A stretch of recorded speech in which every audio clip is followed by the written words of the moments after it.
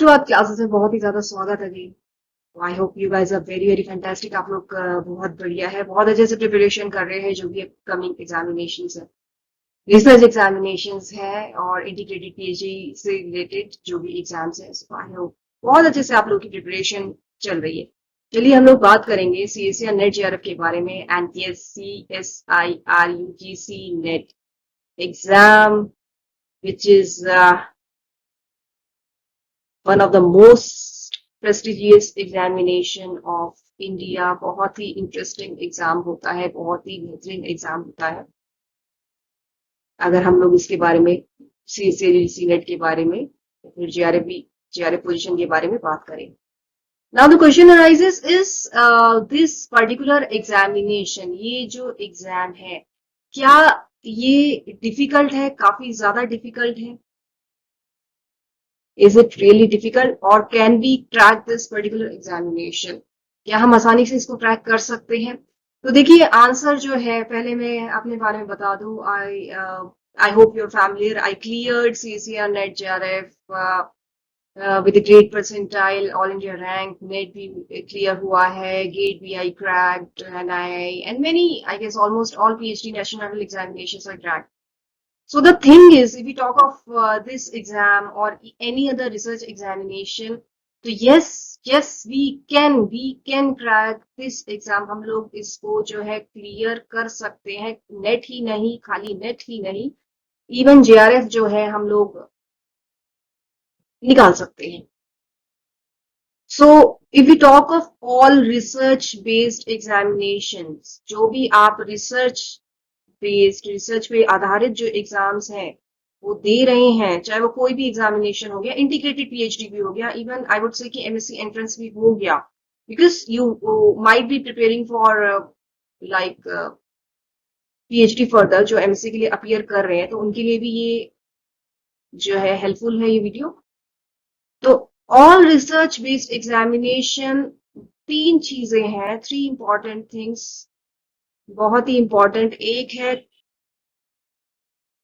Deep conceptual clarity, हमारे जो concepts है वो बहुत ही क्लियर होने चाहिए। नेक्स्ट इज डीप अंडरस्टैंडिंग, बहुत ही डीप में इन डेप्थ हम लोगों ने जो यूनिट्स है वो प्रिपेयर की है। एंड यस, बहुत बहुत ज्यादा इंपॉर्टेंट है, I have been repeatedly emphasising, और वो होती है स्ट्रैटेजी। सो ये तीन चीजें बहुत ही इंपॉर्टेंट है। हम अगर फोकस कर रहे हैं रिसर्च के एग्जामिनेशन पे, चाहे वो कोई भी हो, जेआरएफ का एग्जाम हो, अगेन आई रिपीट, या कोई और रिसर्च लेवल का एग्जाम हो, मीन्स पीएचडी, जो भी आप लोग अपील कर रहे हैं, तो इसमें भी जो है अगर हम लोग बात करें, अगेन 5 इंपॉर्टेंट चीजें आती है यहाँ पे, 5 इंपॉर्टेंट थिंग्स टू रिमेम्बर। और वो है, देखिए सबसे पहले हम बात करेंगे पार्ट सी की। पार्ट सी पे फोकस, एनालिटिकल थिंकिंग।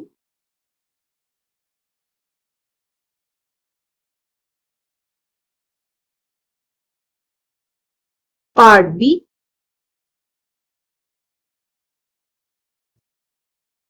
एंड बहुत ही important, practice practice and practice, बहुत बहुत बहुत important. And yes, deep passion about your like subject, deep passion I would say।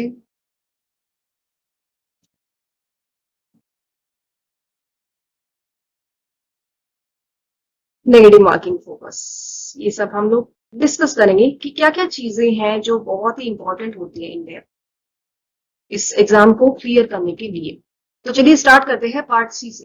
अगर हम लोग बात करें, पार्ट सी से स्टार्ट करें, देखिए पार्ट सी जो है, बहुत सारी वीडियोस और प्रीवियस वीडियोस अगर आप देख रहे हैं तो बहुत सारी चीजें हम लोगों ने डिस्कस की है, स्पेशली पार्ट सी की इंपॉर्टेंट चाहे टॉपिक्स हो। पार्ट सी क्यों इंपॉर्टेंट है, क्या करना चाहिए, किस तरीके से जो है एग्जाम के लिए प्रिपेयर करना चाहिए, तो please go through previous videos अगर आप लोगों ने नहीं देखी है तो दोबारा से जरा हम लोग डिस्कस कर लेते हैं। तो पार्ट सी जो है हम लोग ये मान के चलते हैं सीएसईआर नेट में कि काफी टफ है। Actually it is the easiest. What if I say it is the easiest? Yes, the thing is you have to think like a researcher. आप लोगों को सोचना एक रिसर्चर, एक साइंटिस्ट की तरह है। अगर आप लोग इस तरीके से सोच रहे हैं, if you like thinking in that manner, क्योंकि एप्लीकेशन बेस्ड क्वेश्चंस आते हैं पार्ट सी में, तो ये आपके लिए सबसे ही ज्यादा आसान, सबसे ही ज्यादा इजी सेक्शन होता है। And the thing is it has got the like बहुत सारे ऑप्शंस है। सिर्फ हम लोगों को 25 क्वेश्चंस करने होते हैं आउट ऑफ 70 में, तो चॉइसेस चॉइसेस बहुत है। तो क्या हम लोग ये नहीं कर सकते? सिर्फ 25 क्वेश्चंस कर सकते हैं ना। And yes we can even score full marks. I would say कि स्कोर आप फुल ला सकते हो इस सेक्शन में। तो ये सबसे ज्यादा द मोस्ट स्कोरिंग है, इजी है। बट यस आप लोगों को जो है बहुत ही in depth, I repeat in depth जो है नॉलेज होनी चाहिए, और एक्ट करना है एक साइंटिस्ट की तरह, रिसर्चर्स की तरह सोचना है। तो ये जो है बहुत आसान हो जाता है पार्ट सी। तो this is very very important. And अगर यूनिट्स की बात करें तो देखिए 13 यूनिट्स हैं लाइफ साइंस की। अगर हम लोग बात करें तो 13 यूनिट्स में से अगर आप लोग बहुत अच्छे से 8 और 9 यूनिट्स भी कर ले बहुत अच्छे से, you do not need to go through each and everything. Like 13 units आपको कंप्लीट नहीं करनी है, आपको बहुत अच्छे से 8 9 या 10 यूनिट्स बहुत अच्छे से ये करनी है, this in depth and yes with passion. तो ये बहुत स्कोरिंग हो जाता है पार्ट सी। ये हमारा हुआ फर्स्ट पॉइंट पार्ट सी के बारे में। हम देखिए बात करते हैं दूसरी चीज के बारे में, वो है analytical thinking. Now what exactly analytical thinking is? Analytical thinking is basically we know what is analyse करना, क्वेश्चंस को थिंक करना, एक प्रैक्टिकल मैनर में समझना, because they are framing many application based questions they are framing. So applications आते हैं, direct questions जो है पार्ट बी में आते हैं, लेकिन पार्ट सी की स्पेशली अगर हम बात करें, सो एप्लीकेशंस और based questions they frame. So analytical thinking has to be there.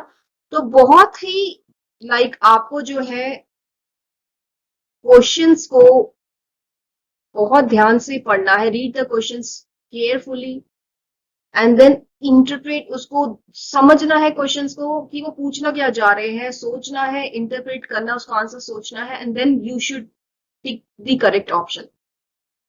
So that's how analytical thinking works.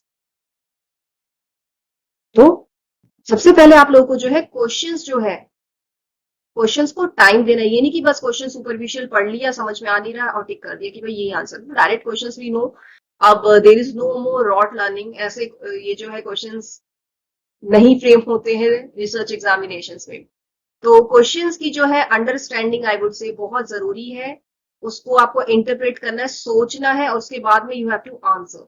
So that's again very very important analytical thinking.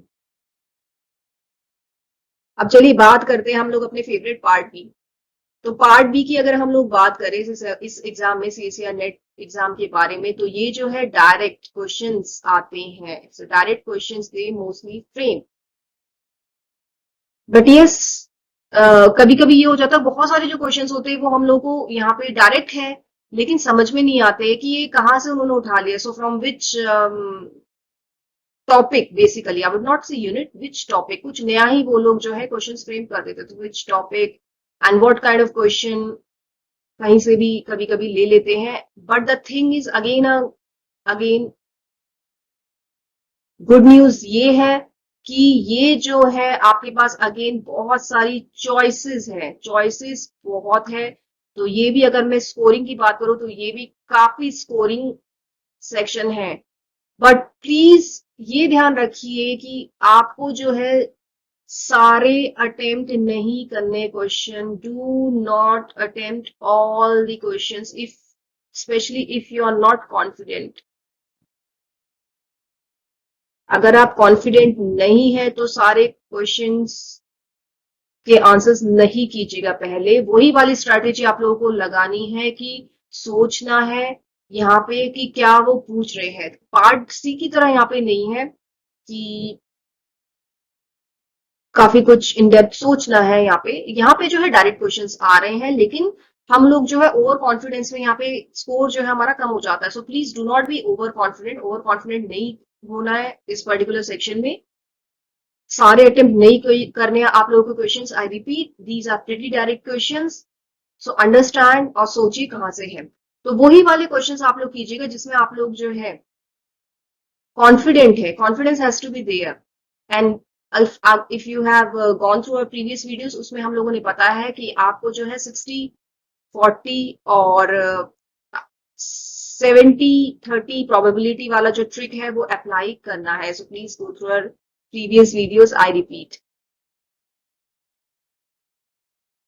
So that's about part B. तो जब आप लोग जो है part सी के लिए part सी के लिए पढ़ते हैं, अच्छे से जो है समझ लेते हैं, तो पार्ट बी के क्वेश्चंस जो है ऑटोमेटिकली जो सॉल्व हो जाते हैं। तो that's how it works part B. और आप लोग यहाँ से भी काफी अच्छा स्कोर जो है लेके आ सकते हैं। नेक्स्ट जो है practice and practice and practice. Please practice a lot of previous years question paper. अगर आप लोग ये पॉइंट नहीं कर रहे, प्रैक्टिस नहीं करे, एक बार दो बार करके जो है बोर हो जाते, ये सोचते कि ये तो एग्जाम जो है निकलना ही नहीं है, तो बहुत बड़ी गलती कर रहे हैं। You have to repeated practice करनी है। एनालाइज करना है अपनी गलतियों को। एनालाइज योर मिस्टेक्स और उनको रेक्टिफाई कीजिए। Mistakes rectification process has to be there and for this practice is needed. Even if you are scoring low, अगर आपका जो है स्कोर भी कम आ रहा है, तब भी ये जो पॉइंट है ये बहुत बहुत बहुत इंपॉर्टेंट है। आपका स्कोर यहीं से निकल के आएगा जब आप रिपीटेड प्रैक्टिस करेंगे और ये एनालाइज करेंगे कि इस तरीके का जो है आप गलती लगातार करें। फॉर एग्जाम्पल, सपोज आप लोगों ने एग्जाम दिए इससे पहले नेट का, उसका प्रीवियस ईयर उसका जो है क्वेश्चन पेपर देखा, आंसर देखा कि लगातार इस तरीके के आपके जो आंसर्स है वो गलत हो रहे हैं। तो वो देखना है आपको कि आप जो है वो आंसर्स क्यों गलत कर रहे हैं। Why your answers are getting wrong. So you should be very very clear कि इस बार जो है इस तरीके की मिस्टेक्स हम लोगों को नहीं करनी है, उसको रेक्टिफाई करना है। अगेन, प्रैक्टिस प्रैक्टिस प्रैक्टिस बहुत इंपॉर्टेंट पॉइंट है। नेक्स्ट अगर हम लोग बात करें तो PYQs और I can say previous years question papers आपको बहुत अच्छे से करने हैं, देखने हैं। प्रीवियस ईयर्स आइडिया लगाना है, स्ट्रैटेजी लगानी है। लगातार हम लोग आपको ये चीज भी बता रहे हैं। Previous years question papers please go through, देखिए 10 ईयर्स के देखिए क्वेश्चन पेपर्स आप लोग किस तरीके का आता है। नेगेटिव मार्किंग को नो, नेगेटिव मार्किंग को आपको बिल्कुल ही नहीं, इससे आपको बचना है। सारा जो स्कोर है कभी कभी जो है आधे या 0.25 मार्क्स से जो है JRF रह जाता है, स्पेशली और नेट निकल जाता है, तो बहुत ही गड़बड़ हो जाती है ये चीज। तो नेगेटिव मार्किंग को ध्यान में रखते हुए आपको क्वेश्चंस करने हैं। टाइम मैनेजमेंट, आपको इस तरीके से क्वेश्चंस करने की आपका जो है टाइम सेव हो। So time management again it's a very crucial step, it has to be there. तो वो उन क्वेश्चन पे फोकस कीजिएगा सबसे पहले जिसमें आप लोग कॉन्फिडेंट हैं, और वो करते रहिए, कॉन्फिडेंस बिल्ड हो जाएगा थोड़े एग्जाम को करने के बाद। और उसके बाद में टफ क्वेश्चंस पे जाइएगा। That's a trick. ये चीज भी हम लोगों ने आप लोगों के साथ शेयर की है, तो प्लीज वीडियोस आप लोग देखते रहिए, हमारे से कनेक्टेड रहिए। So time management is again very very important. And last but not the least is बहुत ही important, be positive. If you are like negative कि मैं ये एग्जाम जो है I would not be able to crack this exam, या फिर net तो हो जाएगा, JRF नहीं मिलेगा, कैटेगरी 3 पे ही हम लोग अटक जाएंगे, नेट JRF नहीं होगा। तो पहले तो बहुत ही इंपॉर्टेंट होता है पॉजिटिविटी। तो पॉजिटिविटी होना चाहिए आपको अपने सब्जेक्ट में। Love your subject. इसमें लाइक जबरदस्ती ये कर रहे हैं, अपना स्ट्रीम से प्यार नहीं करे, पैशन नहीं है, तो कहानी जो है वहां पे भी गड़बड़ है। So love your subjects, you should love your subject. That's again crucial. Yes, if you are interested in learning, this exam is all about learning, understanding. So if you are really interesting, आपको knowledge gain करनी है, learn करना है 100%, और I would say 100% से भी थोड़े से ज्यादा अगर आप लोग efforts लगाए, if you are willing to sacrifice, if you want to do something for the mankind, so this exam, I would say yes, we can do it. हम लोग ये कर सकते हैं क्रैक, चाहे कितना भी वो डिफिकल्ट सेट कर दे। तो ये पॉइंट्स अगर आप लोग ध्यान रखेंगे, लेट देम सेट वेरी, कोई भी एग्जाम बहुत डिफिकल्ट सेट करने दीजिए, लेकिन आप लोग के एफर्ट्स पूरे हैं, आप लोग रियली इंटरेस्टेड है, पैशनेट है, आप you really want to be a scientist for a good cause, तो we can do it. This exam आप लोग इसको क्रैक कर लेंगे, CSER, UGC, NET, JRF and other research examinations as well कर लेंगे। So stay in touch with us, बहुत सारी इंपॉर्टेंट चीजें हम लोग आपके साथ डिस्कस करते रहेंगे। All the very best, thank you so much, please watch every videos.